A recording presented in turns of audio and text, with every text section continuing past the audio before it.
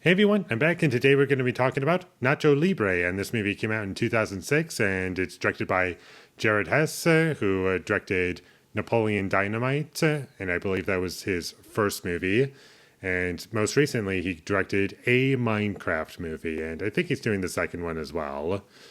And the first Minecraft movie was probably my least favorite movie of 2025, or whatever year that came out, and I just really hated the experience. I got nothing out of it, whereas Napoleon Dynamite, yeah, it had some charm, and I did enjoy it overall, and I found it to be kind of funny. And this movie, I had similar feelings about it, and it felt as though we got a movie that was going both forward and backwards from Napoleon Dynamite. Like, it kind of took things to something else, and I know this is kind of confusing, but just bear with me. I think I got this. It was building towards trying to do something a little different from Napoleon Dynamite, but not moving away from what we got as a success. And it kind of sits in a weird, awkward space. But I do like the movie overall.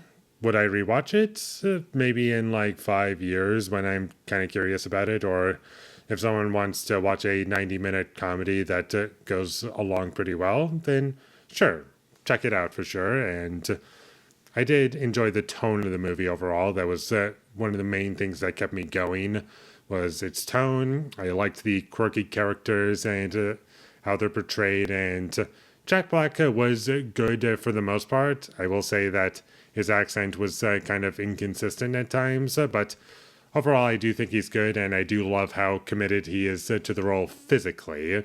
Like, he does bring quite a bit to this character, and honestly, I feel as though he's one of the stronger parts of this movie. And obviously, what I mean by that is the physicality of the character and how he portrays all that. And the movie did have enough in it to keep me going throughout the story, and it's fine. It doesn't always go in directions that I was expecting, and it had some good jokes. I was laughing at times, and it was enjoyable, well paced. I didn't feel the runtime, and it just goes by pretty well, and it doesn't feel as though it's staying on a singular joke for way too long. I will say there were some jokes that didn't work for me, and while that's also a negative, what I can say at the very least, whenever we get a joke, it never goes on for too long or goes too far, and it kind of just goes by in a breezy sense. And what I mean by that is they don't linger on a joke for more than what it feels like a minute, maybe even less. But that's one thing I can say about it. So if there are parts of it that don't work for you, don't worry. It's going to go by those parts pretty quickly, and they're not going to last for too long. I did also like the character dynamics. I felt as though that was one of this movie's strengths, and really worked well. And I liked how our two main leads played off of each other, and how that friendship began is also kind of funny to me. And the action in this movie was kind of fun and also ridiculous. I just love how it's portrayed, and it's just a bunch of guys wrestling, and it doesn't feel as though there's any rules to what they're doing. And it's just very entertaining for me. And some other issues that I have with the movie would be some audio mixing that I found to be kind of annoying towards the beginning, where it was kind of quiet in the dialogue scenes but loud in the action scenes, or when we got some music in the film, it was like, okay, this is a little too much. Can we just find a good balance between these two things? There were also some unnecessary characters and plot beats for me that just felt as though they were wasting a bit of time, and I was like, okay, this doesn't need to be there, and it doesn't really have much of a payoff either, so it feels even more like a waste of time retrospectively. And while watching this movie, I had this thought in my head thinking, I probably would have loved this movie had I seen it as a kid.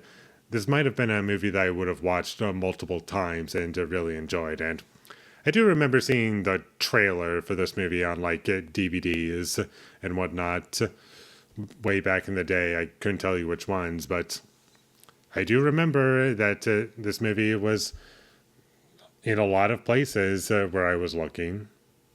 And this movie had a $35 million budget and grossed 99 million, so not too bad.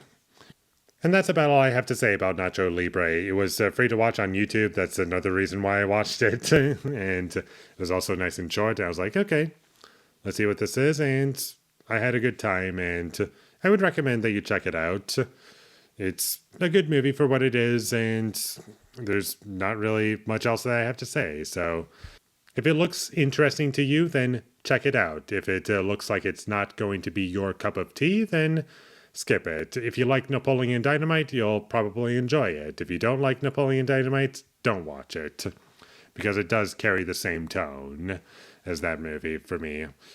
With all that being said, I'm going to give Nacho Libre a 6 out of 10. Thank you for watching my videos. As always, if you enjoyed this review, be sure to leave a like and comment down below your thought of Nacho Libre, and my social media links, they will all be in the description, so follow me there.